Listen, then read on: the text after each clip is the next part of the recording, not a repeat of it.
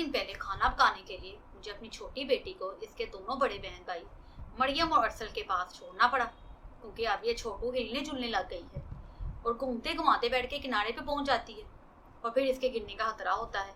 थोड़ी देर पर मुझे धड़म की आवाज आई, मेरी तो जान ही निकल गई। छोटू गिर गई और ये दोनों जो कमरे में थे अब कमरे से गायब थे।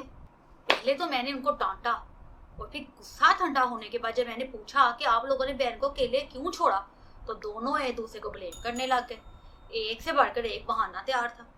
उस वक्त मुझे एहसास हुआ कि हम बड़े भी तो ऐसे ही करते हैं। जब हमसे कोई गलती हो जाती है, कोई लापरवाही, कोई कोताही हो जाए, तो हम भी आमतौर पर दूसरों पर, हालात पर डाल देते। अब मेरा सेल्फ एवोल्यूशन प्रोसेस शुरू हो गया कि कहीं हम पेरेंट्स की तो गलती नहीं, कि हम अपनी जिम्मेदारी कबूल नहीं कर रहे, कि हम अपने इर्द गिर्द बहुत से वाकयात देख रहे होते हैं जिसमें जानी और माली नुकसान होता है, और दोनों ये नुकसान किसी ना किसी लापरवाही से हो रहे होते हैं। जैसे कोरोना का फैलाव, रेलवे फाटक का बंद होना, जहाज का क्रैश होना, इन सब वाकयात में कहीं ना कहीं इंसानी कोताही, गफलत, और ये बहुत नुकसानदेह होता है जब हम ये कबूल नहीं करते कि ये मेरी गलती की वजह से हुआ है। आखिरकार हम अपने बच्चों को ये एहसास जिम्मेदारी कैसे सिखाएं? इस तरह गलती कबूल ना करना बहुत बड़े नुकसान का पेशे हैमा साबित हो सकता है।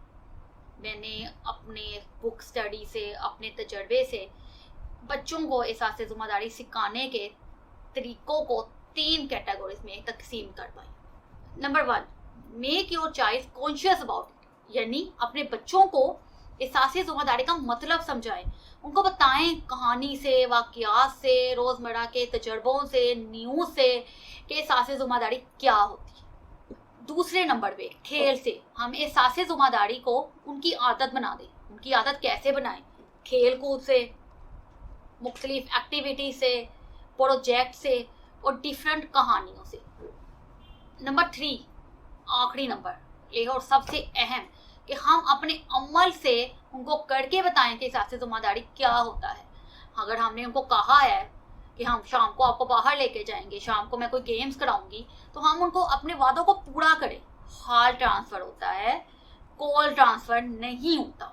मतलब ये कि जो हम करते हैं वो ट्रांसफर होता है, वो पिक करते हैं बच्चे बनिस्बत इसके कि हम हाली होली उनको कहते जाएं। ये जानती हूँ ये सब करना, बातें करनी आसान होती हैं, लेकिन अमली तौर पे ये सब कुछ करना बहुत मुश्किल होता है।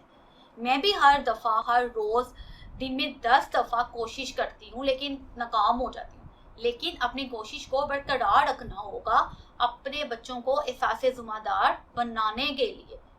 ये करना ज़रूरी है।